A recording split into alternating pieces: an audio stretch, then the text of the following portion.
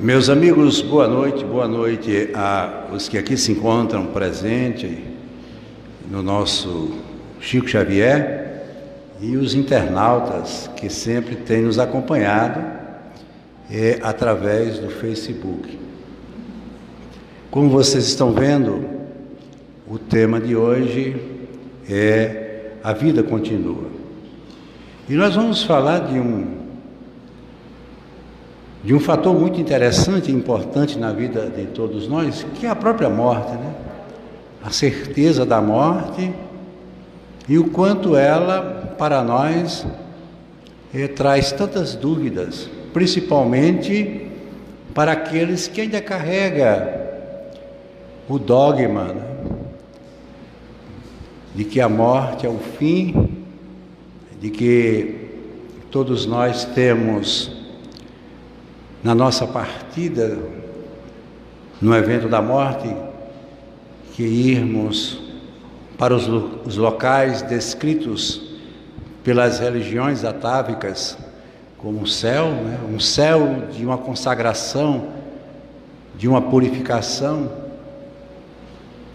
cheio de benevolências, de atributos, que com certeza é o sonho e o desejo de cada um. Quem é que não quer estar no céu?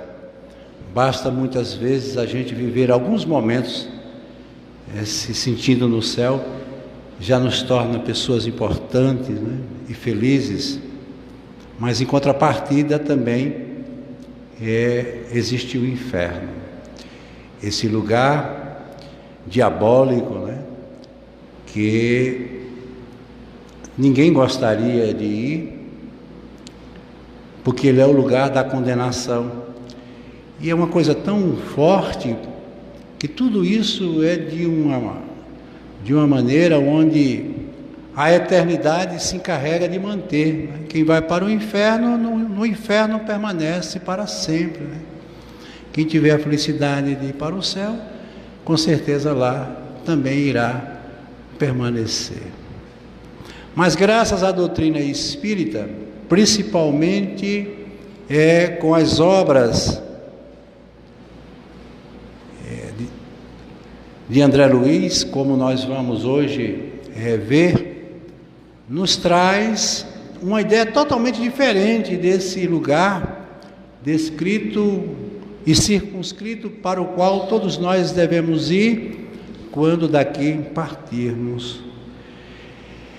E veja que aqui no livro No Mundo Maior, o Mundo Maior, esse livro, para vocês terem uma ideia, como consta aqui, ele foi publicado em março de 1947.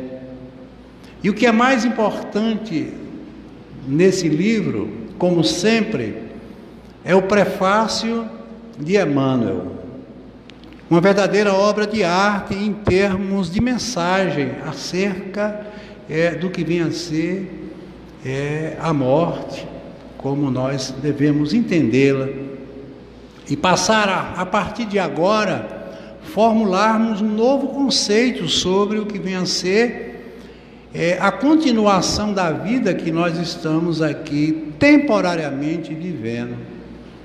O planeta Terra, como nós sempre dizemos, é um planeta escola, onde nós temos aqui como principal objetivo aprender, e só se aprende através do estudo, e as avaliações que são necessárias, como é necessário em todo o processo de ensino-aprendizagem. O aluno tem que ser avaliado para que ele saiba em que condições ele está dentro desse processo de ensino e aprendizagem. E André Luiz reforça mais ainda, nos falando dessa jornada evolutiva.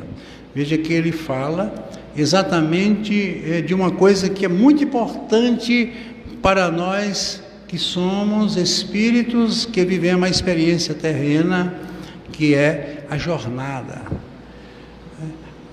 E associando a ela, ele fala na evolução, que é o crescimento moral. Todos nós precisamos crescer para nos melhorarmos e conferirmos o que verdadeiramente é o sentido dessa nossa experiência tão breve como tem sido para todos nós aqui na Terra. E ele inicia dizendo: dos 4 cantos da Terra, diariamente partem viajores humanos aos milhares, demandando o país da morte. Veja que ele chama a Terra de país da morte, porque todos aqui, nenhum de nós pode se furtar a ideia de não morrer. Todos nós vamos morrer, disso nós temos consciência.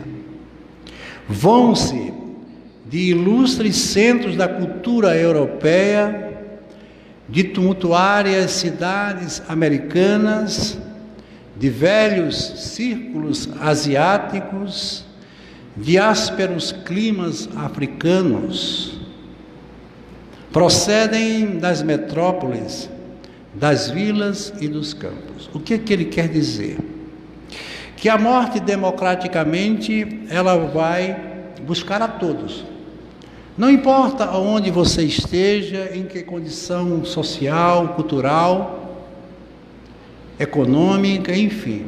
Todos nós temos esse passaporte guardado para ser utilizado no seu devido momento. Se consolidarmos a ideia de que o espírito humano é um viajante, todos nós sabemos que toda e qualquer viagem, tanto ela tem a hora da sua partida, como a hora de sua chegada. Todos nós estamos dentro desse cronograma reencarnatório. No caso dessa viagem, como eu disse, desencarnatória, ou seja, a morte, graças a Deus, nós não sabemos o dia de nossa partida. Seria muito complicado se nós previamente tivéssemos essa data marcada. Praticamente isso seria impraticável em termos de experiência de vida. Por isso que a morte é tido como algo que nos surpreende.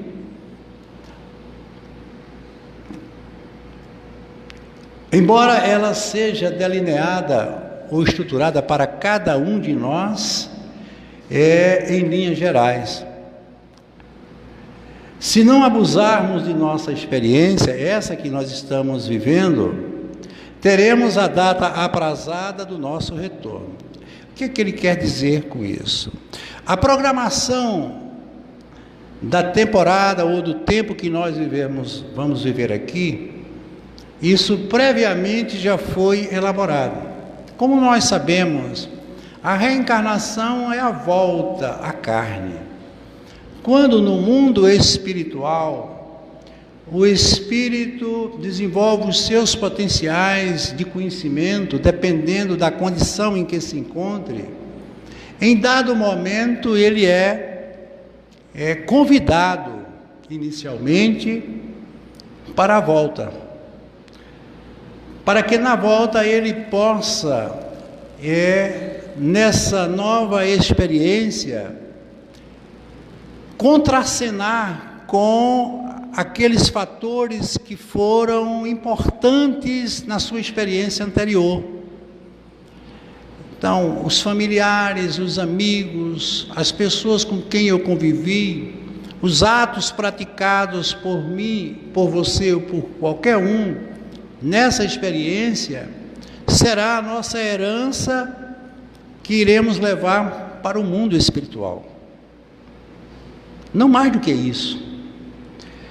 E lá nós vamos fazer uma breve ou longa avaliação do que foi a nossa experiência.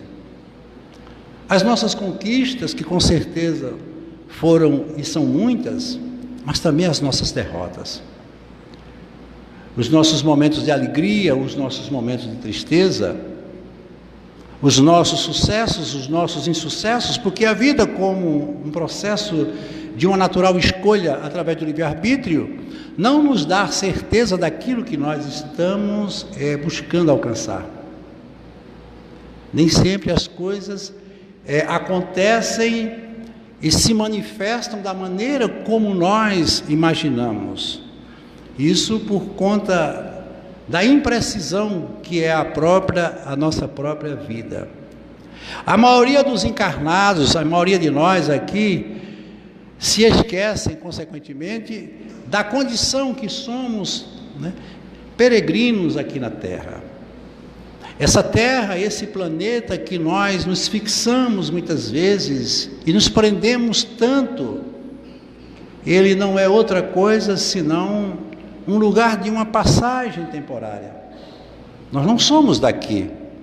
O Espírito, ele é um ser inteligente, criado por Deus, que habita todo o universo, que também é criado e que foi criado por Deus.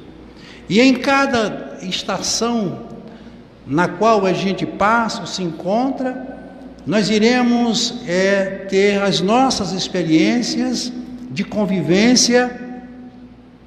E como eu disse muitas vezes, movendo os sentimentos de conflitos, de ódio, de amor, mas tudo isso contextualizando a nossa experiência e fazendo valer aquilo que previamente foi programado. Nenhum de nós vive ao acaso, porque se Deus é causa e nós somos a causa da causa, nós temos um sentido. Eu costumo sempre dizer, Deus é a direção de todos nós.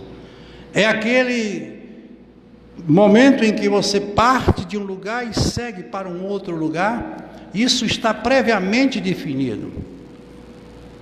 Eu acrescento dizendo que nós partimos do útero de Deus e vamos voltar aos seus braços, numa jornada que será a aquisição de cada um de nós. Nenhum ser inteligente, ele pode se furtar a condição de desenvolver a sua inteligência, senão a vida não teria sentido. Mas para que eu use a minha inteligência, é preciso que eu faça as minhas escolhas, é preciso que eu tenha liberdade para buscar aquilo que verdadeiramente interessa ou é de fundamental importância para a minha vida. E quando nós, aqui nessa experiência, temos uma tendência natural, não é, de acumular bagagem, começamos a ser dono de coisas, quando a experiência reencarnatória, ela tem como única prerrogativa o assenhoramento de si. Eu estou aqui porque eu preciso me conhecer. A proposta na qual eu me vinculo não tem outra importância senão despertar o ser que existe dentro de mim. Ninguém pode dar o que não tem. Ninguém pode ser aquilo que não é. E as convivências, principalmente na estrutura mais fundamental da experiência humana, que é a família, ela nos convida, muitas vezes em meio a tantos conflitos, muitas vezes tantas discórdias, a nos assenhorarmos, como eu disse, conhecer a si mesmo. A doutrina espírita, ela tem como fundamento exatamente essa realidade. E, consequentemente, quando nós não entendemos dessa maneira, esse nosso retorno se torna muitas vezes penoso. Como é difícil a gente querer amansar a fera que habita e que existe dentro da gente. Porque os nossos maiores conflitos são de natureza intrapsíquica, é dentro da gente. Os meus inimigos, os meus desafetos, todos eles estão ativos e vivos dentro de mim. É aquilo que eu sempre costumo dizer: você tem um anjo e um demônio, vai sobreviver aquele que você alimentar aquele que você der maior condições de sobrevivência. Então, o que Emmanuel quer nos mostrar é que, embora não queiramos aceitar, a cada minuto aqui na Terra, centenas de pessoas desencarnam. Nesse exato momento, são centenas e milhares de pessoas que, como ele disse, estão demandando o país da morte, estão voltando para o mundo espiritual. Não é indo para o mundo espiritual, é a volta, porque nós aqui estamos como passageiros. E nós só pensamos na morte quando ela passa a fazer parte da nossa vida. Então, nesse exato momento, como eu disse, para nós não tem nenhuma importância se alguém morre ou não, porque essa pessoa ela não está dentro do nosso contexto de vida, mas que não deixa de ser uma verdade. Raros viveram nos montes da sublimação, vinculados aos deveres nobilitantes. Ele está nos mostrando aquilo que a gente já sabe. Nós vivemos num mundo onde o mal, a inveja, ainda é de uma predominância muito grande. Esse planeta passa por um momento muito difícil, como todos nós sabemos. Estamos saindo da condição de um mundo de provas e reparações para começarmos uma nova jornada evolutiva, claro, que é da nossa regeneração. O que é regenerar? É gerar novamente. Nós vamos ter que refazer muitas coisas em nossas vidas. Muitas coisas precisam ser retificadas. E a gente não pode jamais se furtar da ideia de que só dentro de nós é que nós vamos operar esse processo de mudança. E ele diz que muitos estão querendo buscar os montes da sublimação, da importância, da exaltação, principalmente dentro das propostas religiosas, Mas a maioria, segundo ele diz, constitui-se de menores de espírito, em luta pela aortoga de títulos que lhe exaltem a personalidade. Quem é que não procura a notoriedade? Um mundo onde a competição tem sido o maior desafio que nós temos que enfrentar. Todos os dias nós marcamos dentro de nós uma ideia de que temos que ser melhor do que o outro, que temos que superar algo, que temos que demonstrar algo, quando o projeto da vida é tão simples. É tão simples. Porque nós nos espelhamos naquilo que projetamos fora de nós. Passamos a ser seres totalmente virtuais. Acreditamos no que as pessoas dizem de nós, porque falta dentro de nós a certeza do que somos. E nos deixamos levar muitas vezes por impressões outras, que não fazem nenhuma importância em nossa vida, mas por não termos a nossa própria importância, passamos a dar importância. É a vida que nós temos vivido. Nos entregamos de maneira tão frágil a um processo que precisa de nós tanta força, que é a força interior. E ele diz assim: não chegam a ser humanos completos. Veja que afirmativa Emmanuel faz, dizendo que nós não somos seres humanos completos. Por quê? Porque ainda trazemos dentro de nós demarcadas áreas da nossa animalidade ancestral, os nossos instintos, fatores que nos demovem no processo evolutivo, como a inveja, a maledicência, a crítica desvairada, a agressão, tanto moral como física. Isso não é característica de um ser humano. Atravessaram a condição comum da humanidade em contínua experimentação. Isso eu acho fantástico. Uma das palestras que eu fiz, eu falava exatamente sobre a lei da destruição. E algumas pessoas contestaram: como é que você fala de uma coisa tão terrível como é a destruição? Não, gente. A destruição não é o que nós pensamos. Tudo se transforma dentro da obra de Deus. E Jesus falava com veemência. Por quê? Porque ele dizia: matar o homem velho para nascer o homem novo. Destruir esse homem, destruir esses hábitos que engessam o pensamento, nos colocando diante das crenças limitadoras. Eu não posso isso, eu não posso aquilo, isso é pecado, isso é isso que tem que ser destruído dentro de nós. E nós precisamos entrar nesse processo de experimentação. O que é experimentar?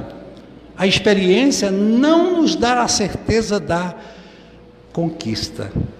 Nenhum cientista tem certeza do resultado de sua experiência, porque tudo vai ser desenvolvido a partir dos elementos que ele vai usar para essa eventual experiência. Mas não podemos jamais desanimar, porque não se justifica eu querer destruir o meu laboratório porque a minha experiência não obteve o êxito que eu esperava.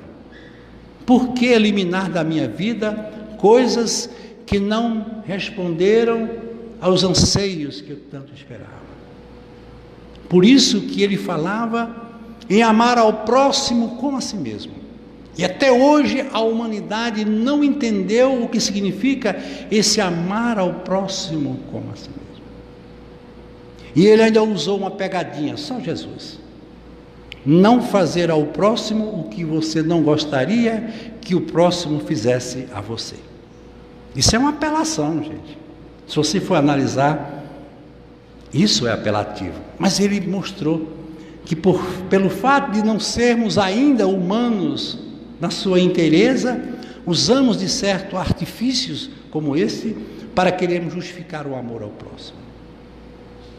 Amar ao próximo significa você estar nele no momento em que você o julga. Mas como eu falava esta semana, o médico precisa julgar o paciente para saber o que o paciente precisa de um médico. Mas o que é que ele faz? Ele se transfere da condição de médico para ele e se coloca na condição de médico do outro, e tudo continua a mesma. Ele só mudou de lugar. Para ele saber o que é o paciente, temporariamente ele tem que esquecer que é médico e vivenciar a experiência do paciente.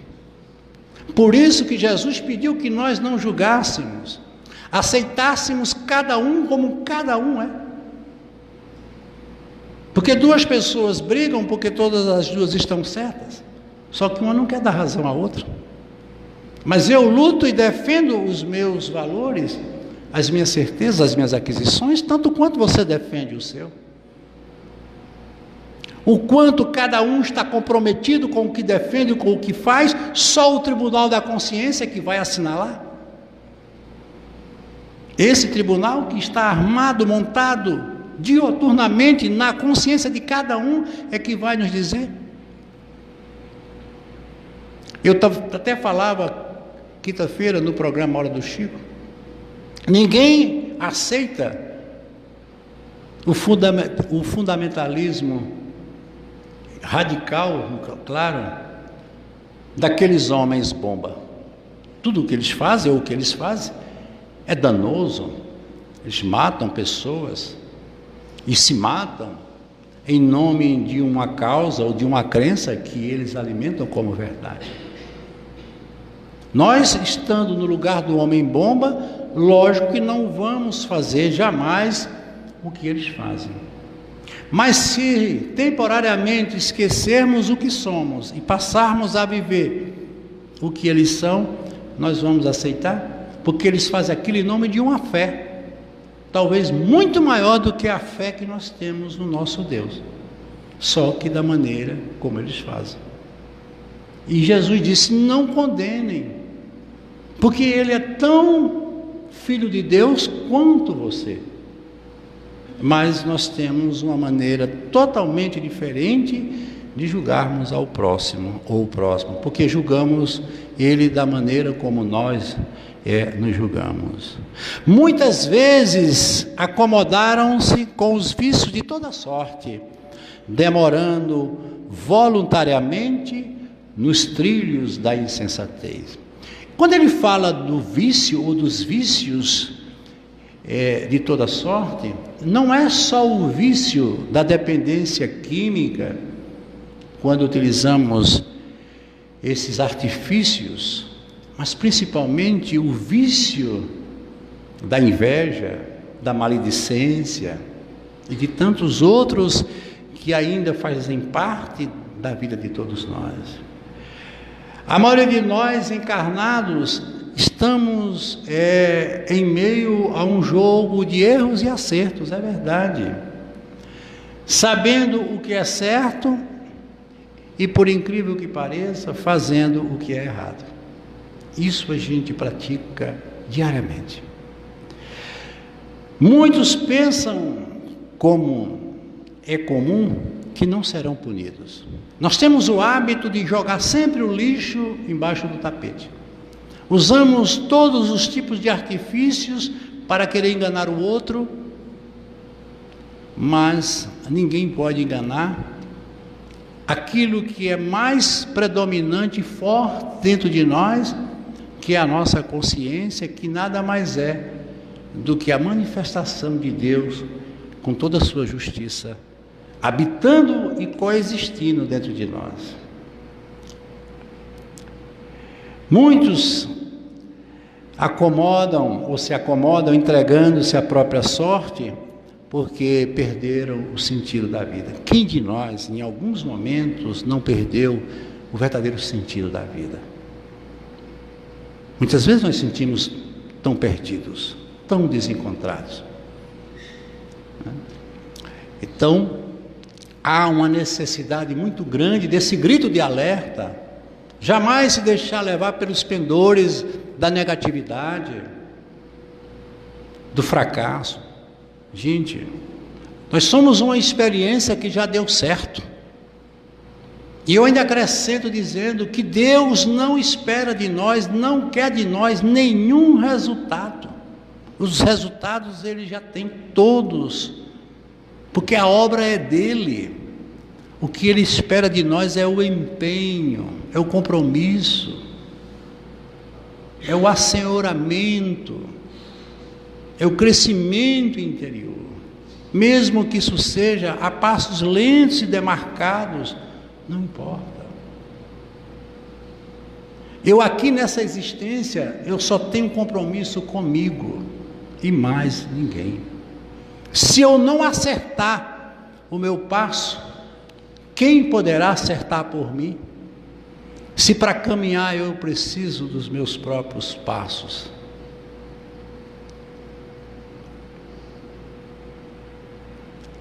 Muitos navegam como um barco, sem ter um porto certo. Isso é um momento dos mais difíceis.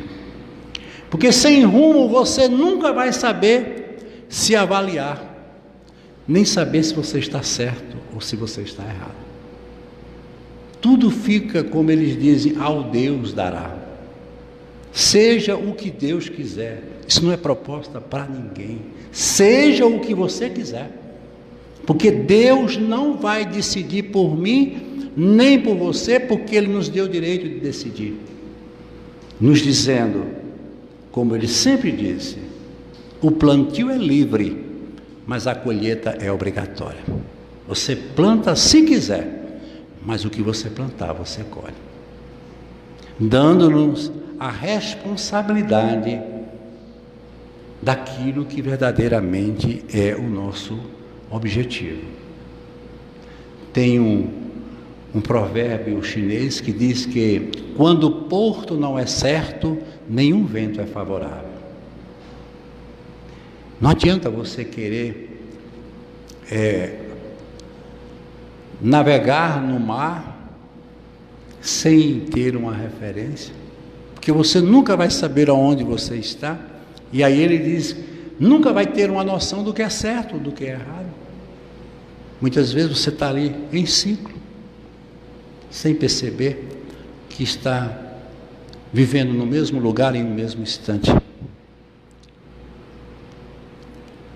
Apesar disso, porém, quase sempre se atribuíam a indébita condição de eleito da providência e, cristalizados em tal suposição, aplicavam a justiça ao próximo, sem se compenetrarem das próprias faltas, esperando um paraíso de graças para si e um inferno de intermino tormento para os outros. É a vida de todos nós, o poder de querer julgar, condenar. Isso faz parte de toda a realidade humana. Somos sempre os certos, os outros são sempre os errados. E não percebemos que estamos dentro de uma experiência onde há uma necessidade do crescimento de todos. Eu jamais poderei ser feliz no lugar onde habita a infelicidade. Ninguém pode tirar de onde não se tem. Ou seja, se eu quero ter um lar de paz, é preciso que seja eu o primeiro a estimular a paz e não querer cobrar dos outros. E a gente sempre faz isso. Quando perdidos nos intricados meandros do materialismo cego, isso faz parte do cotidiano de todos nós. Veja que ele chama de materialismo cego. Fiavam sem justificativa que no túmulo lhe encerraria a memória. Os céticos, eles pensam. O que é que tem feito o suicida senão isso? Quando ele, não suportando mais a sua dor, não tendo mais disposição, é natural, para enfrentar as suas próprias tormentas criadas por ele, e ele muitas vezes não percebe, ele resolve fazer algo que não se pode fazer. Não se mata a vida, e muito menos a dor. A dor é um dispositivo divino que Deus criou para que todos nós pudéssemos ver de forma consciente ou inconsciente os nossos abusos. Por isso que eu sempre digo, onde está o teu abuso, está a tua dor. Ela é um sinal de que algo está além daquilo que foi estabelecido como limite. Se eu tenho a capacidade de acumular uma quantidade X, qualquer coisa que eu faça além desse X, eu estarei, de alguma maneira, contrariando a lei do equilíbrio, que é fundamental na obra de Deus. Isso precisa ser visto. Então, é como ele diz aqui, nós precisamos buscar os meios, principalmente no processo evolutivo, para sabermos lidar com a dor e não fazer dela uma inimiga que muitas vezes nós buscamos através do embate, da luta. Vou combater a dor. Não se combate uma dor, se entende uma dor, se cuida de uma dor, porque o combate leva a uma vitória onde ninguém é vencedor. Porque ela tem a sua gênese, o seu motivo. Eu não falo da dor física propriamente, eu falo muito mais da dor da alma. Por que é que as pessoas me magoam? Por que é que as pessoas me ofendem? Será que elas fazem isso por acaso? Por que aquele ofende a esse e não ofende aquele? É preciso que a gente perceba. Porque muitos de nós estão brincando com ventos e não sabem que podem começar a construir e edificar as tempestades. A gente não sabe. Quando perdidos, nos enteados, nos intricados meandros materiais, fiavam, sem justificativa, que num túmulo lhe encerraria a memória. E se filiado às escolas religiosas, raros, excetuados, contavam levianos inconsequentes, com privilégios que jamais fizeram por merecer. Então, vocês sabem que o que mais se prega são as crenças salvacionistas. As religiões, sem querer fazer qualquer comentário jocoso ou crítico, porque as religiões são muito importantes, claro, elas têm um papel fundamental. Muitas vezes são os próprios religiosos que distorcem, mas a religião, no seu fundamentalismo, ela é importante, toda ela. Mas muitas trazem a ideia de uma salvação que não existe. Gente, todas as vezes que eu criar uma reação, eu tenho que saber qual foi a ação. A lei de causa e efeito, ação e reação, como nós espíritas sabemos, ela nos dá uma prova direta de que é preciso sempre reparar os erros que a gente comete, sem buscar soluções salvacionistas. Se eu fiz um mal, eu tenho que reparar este mal que eu fiz. Eu costumo sempre dizer que você muitas vezes está sentado, chorando, gritando, sentindo uma dor, e Jesus está ali ao seu lado. E você olha para ele e diz: mestre, por que o Senhor não me atende? Por que o Senhor permite que eu chore tanto e sofra o que eu estou sofrendo? Ele disse: mas meu filho, eu não mostrei a você lá no Sermão da Montanha que aquela subida dizia que na sua primeira condição, bem-aventurados os pobres de espírito. Onde é que está a sua pobreza, a sua humildade? Mas em seguida eu disse: bem-aventurados os que choram, porque serão consolados. Não sou eu que vou lhe consolar, você é que vai ser consolado. Mas aprendei comigo, que sou manso e humilde de coração. Por que você reclama tanto? Por que você não pensou antes? Por que você não se preparou para esse momento? Eu vou continuar aqui, estarei sempre ao seu lado. Mas tempo não se mede, tempo se vive. No tempo certo, na hora certa, eu chego. Não como capricho, nem para beneficiá-lo, fazendo de você algo diferente ou diferente dos outros,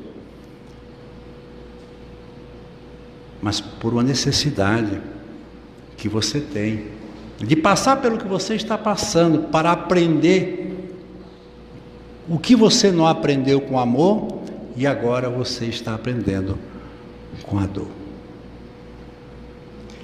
Onde albergar a estranha e infinita caravana? Ele está perguntando lá no mundo espiritual, porque lá no início do seu prefácio, Emmanuel dizia que partem dos 4 cantos, dos 4 continentes, a cada momento, o espírito das mais variadas evoluções espirituais, condições. E onde é que eu vou botar todo esse povo? Como é que o mundo espiritual vai poder comportar tudo isso? Como designar a mesma estação de destino a viajantes de cultura, posição e bagagem tão diversas? Como avaliar por bitola única recipientes heterogêneos.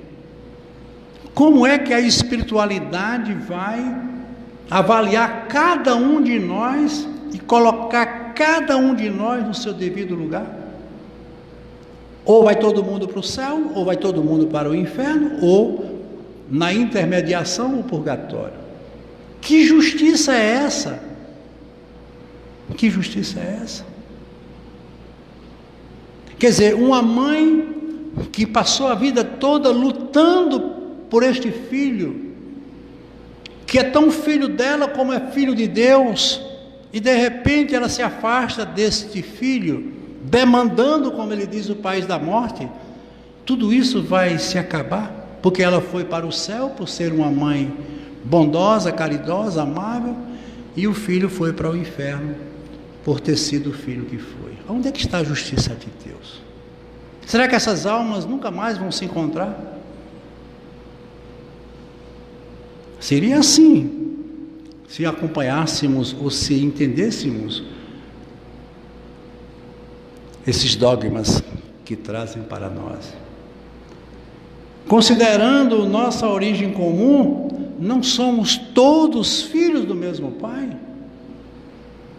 E por que motivo fulminar com inapelável condenação os delinquentes, se o dicionário divino inscreve a letras de fogo as palavras regeneração, amor e misericórdia?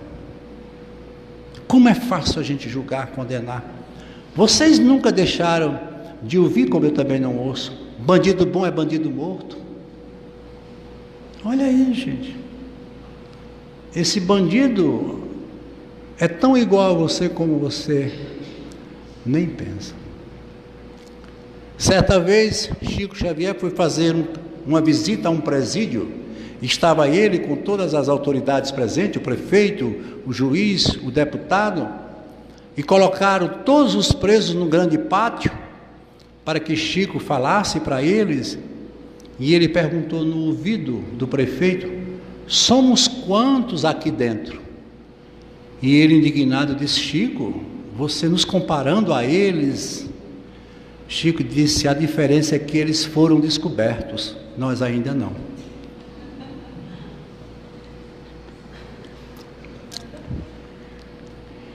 A lógica e o bom senso nem sempre se compadecem com argumentos teológicos imutáveis.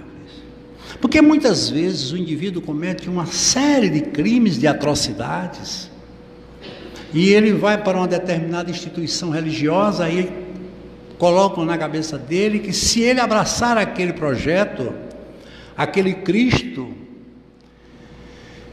ele está convertido. Como se ele pudesse anular todo o seu passado e viver o presente. Isso seria ótimo, gente. Quem de nós não gostaria de anular todos os nossos problemas do passado? Mas eles não existem para serem repetidos, eles existem para serem refletidos. É preciso que eu saiba o que eu fiz para poder ter uma ideia do que eu estou fazendo agora. Se a vida é um contínuo, como o próprio tema diz, se a vida continua, o conjunto de todas as experiências é que vão dar amanhã o resultado da minha realização como ser espiritual. A vida nunca interrompe atividades naturais, por imposição de dogmas estatuídos de artifício. Eu vou repetir isso aqui, que isso é muito importante. A vida nunca interrompe atividades naturais. Essas leis, gente, são leis imponderáveis. São as leis de Deus. São inderrogáveis. Nós não temos ainda a grandeza de entender Deus, mas Deus nos entende na nossa pequenez. Tem gente que diz assim: eu estou tão preocupado porque uma pessoa me disse que não acredita em Deus. Eu digo: isso é uma tolice, gente. Ruim vai ser no dia que Deus não acreditar nele. Mas acreditar em Deus ou não, isso é uma condição de cada um de nós, gente. As minhas crenças são minhas, como nós vimos. E aí vem uma pergunta: se você tivesse um dia a incumbência de receber todos esses espíritos desencarnados, como você os acomodaria? No céu? No inferno? Como harmonizar tão diversos interesses? A lógica e o bom senso aponta para uma providência do mundo espiritual. É preciso que este mundo esteja adaptado ao convívio terreno. Veja que coisa interessante. Pouca gente sabe disso. Não existem mundos espirituais como nós imaginamos, nem dimensões. O universo é uma única dimensão. Ele é adimensional para a nossa compreensão. Toda região do mundo que vivemos, ela está projetada a uma outra região espiritual. São as colônias espirituais. Então, qualquer um de nós, desencarnando nesse mesmo instante, vamos para um lugar onde tudo tem a ver conosco. Por isso que as pessoas me perguntam: Jean, e meu pai, minha mãe, meu irmão que faleceu, aonde está? Você sabe? Digo que sei, tranquilamente. Que bom. E eles estão no lugar aonde sua consciência precisa continuar trabalhando. Se eu sou uma pessoa que trago dentro de mim uma série de experiências conflituosas, difíceis, mau relacionamento, muitas vezes até envolvida com coisas mais graves, isso não vai deixar de existir dentro de mim, porque é patrimônio meu e eu vou levar para onde eu for. Uma viagem não muda as pessoas. Tem um costume da pessoa dizer: fulano está com depressão, vai fazer uma viagem. Ela faz. Triste quem for com ela, porque perde ela e perde a pessoa a viagem. Não é uma viagem que vai mudar o que está sendo consumido, trabalhado dentro de mim. Portanto, as regiões espirituais próximas da crosta, elas são muito semelhantes ao mundo em que nós vivemos. Por exemplo, a cidade espiritual que está próxima do Rio de Janeiro é quase o Rio de Janeiro. Todo mundo sabe que o nosso lar é praticamente uma continuação de tudo que existe aqui na Terra. Dependendo do processo evolutivo de cada espírito, muitos vão continuar com os mesmos hábitos, os mesmos costumes, lá contém as residências, tudo. Porque as pessoas têm uma ideia do espírito começar a voar, aquele lençolzinho. Aquilo não existe, gente. Aquilo é coisa da invencionice popular.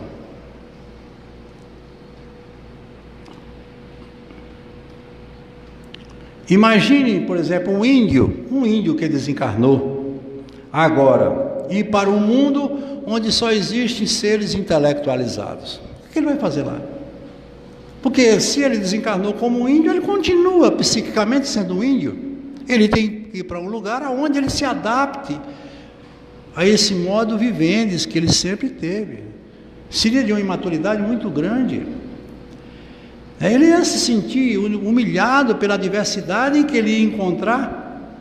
Se você pegasse uma pessoa que estudava numa escola primária e jogasse ela de repente de uma universidade para fazer um curso de pós-graduação, ela não tem nem sentido ela ficar lá. Então nós vamos demandar do país da morte, levando conosco a nossa própria história, os nossos pensamentos, os nossos amigos, os nossos inimigos, eles vão todos conosco, tudo faz parte do pacote. Portanto, o mundo espiritual, ele é palpável, ele é lógico. Não é algo do imponderável. Lógico que nós não temos a perfeita compreensão, porque faz parte de uma realidade do além daquilo que nós percebemos. Mas teremos que abrir um pouco a mente, sairmos dos preconceitos e procurarmos estudar e verificarmos, para até mesmo sabermos para onde vamos quando daqui partirmos, dependendo da condição de cada um. Aí ele diz assim: olha, se uma simples professora aqui na Terra sabe diferenciar os seus alunos, né, em termos de conhecimento, em termos de faixa etária? Será que a espiritualidade não teria essa condição de separarmos os espíritos, separar os espíritos pelas suas condições? Claro. E lembrar que no mundo espiritual não há previdência nem aposentadoria. A vida continua, o trabalho prossegue. No mundo espiritual também não existe vida social como existe aqui. Essas relações que nós temos uns com os outros, que muitas vezes é contida ou incontida por aspectos meramente interpessoais, muita mentira, muita falsidade, muitas vezes operam dentro desses projetos, porque o cérebro tem o poder, né, de enclausurar a mente, fazendo com que ela não seja percebida na interação de um com o outro, apenas pela impressão que nós deixamos, porque o corpo ele só pode manifestar a sua realidade através do sentido, mas a mente livre não. Portanto, a convivência no mundo espiritual é muito difícil, porque um espírito está ao lado do outro, sabendo o que o outro está pensando, porque não existe mais o anteparo, como eu disse, a limitação do cérebro como condição física. E lembrando que a desencarnação ou a morte não nos transformam em pessoas melhores ou piores, continuamos sendo quem somos. Disso vocês podem ter absoluta certeza.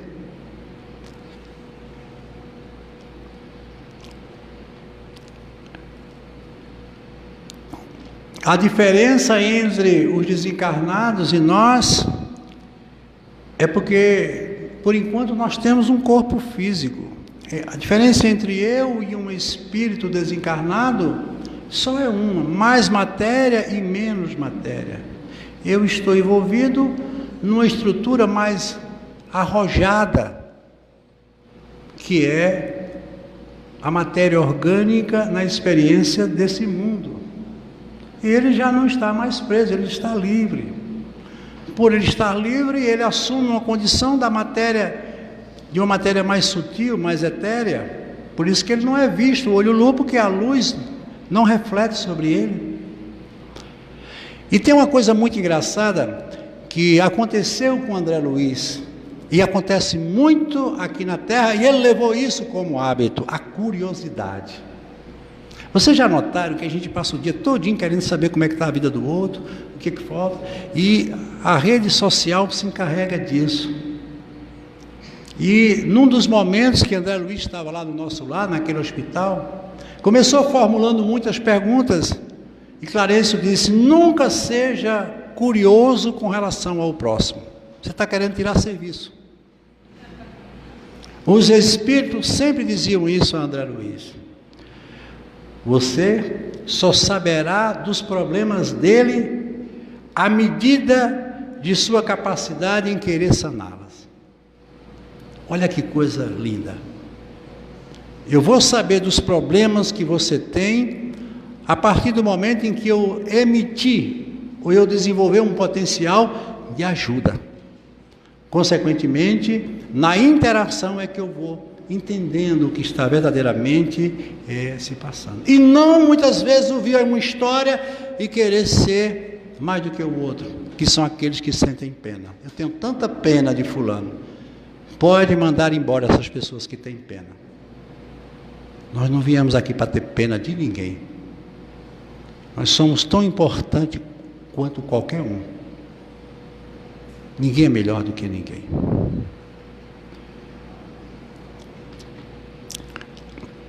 O importante na doutrina espírita é a evolução consciente. Eu acho isso muito bom. A evolução consciente. Eu é que tenho que buscar dentro de mim os meios que vão construir a minha felicidade, e nunca ficar esperando que alguém traga para mim seja de que maneira for, aquilo que eu posso construir como realidade interior. Quantas pessoas passam a vida toda mendigando ser amada, ser acolhida? Gente, a gente só procura fora da gente aquilo que falta dentro. Eu só vou buscar na tua casa algo que falta na minha. Toda pessoa que precisa ser amada é porque nunca se amou. O meu amor me basta. O amor que a gente possui dentro da gente é uma força tão poderosa, ele é tão divino, que quanto mais a gente dá, a gente tem. É a única coisa que a gente ganha dando, é o amor.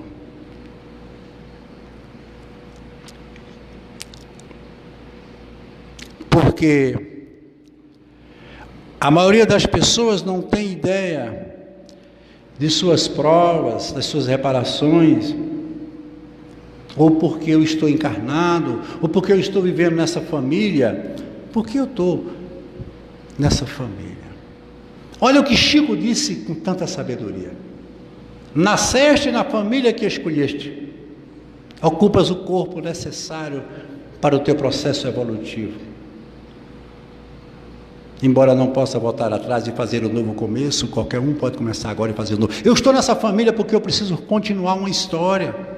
Eu preciso recomeçar o que eu deixei como pauta da minha vida em branco, ou esperando por um empenho ou por uma participação maior minha. Será que essa pessoa que me faz tanto mal, um dia talvez não seja vítima do mal que eu tanto fiz a ela?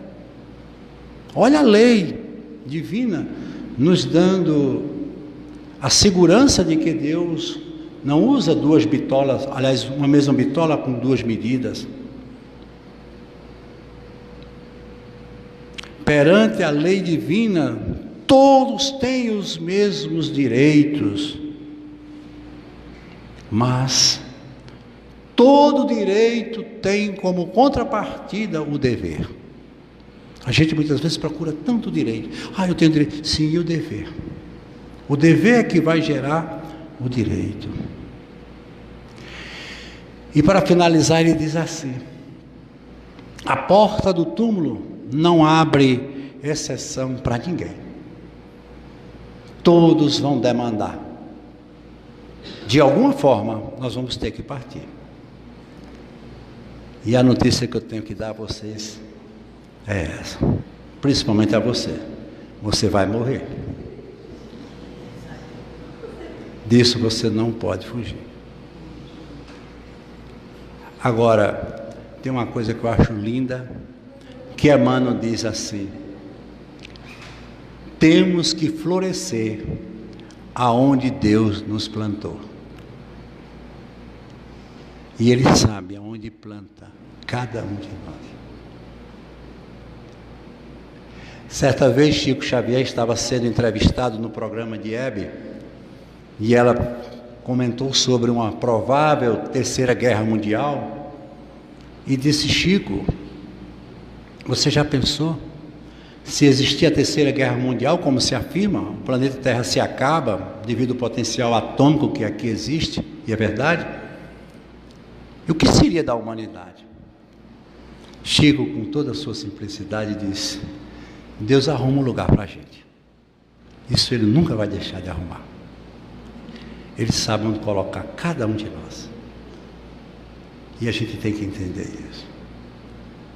Então, demandar o país da morte é levar cada um de nós à sua própria história, sem culpa, sem ressentimento, sem mágoa.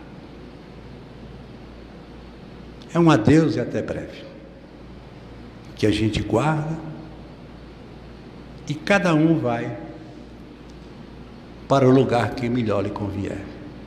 Mas tudo isso coordenado, mantido e elaborado por esse Deus que nunca errou, e com certeza Ele não vai errar com você. Uma boa noite a todos e muito obrigado.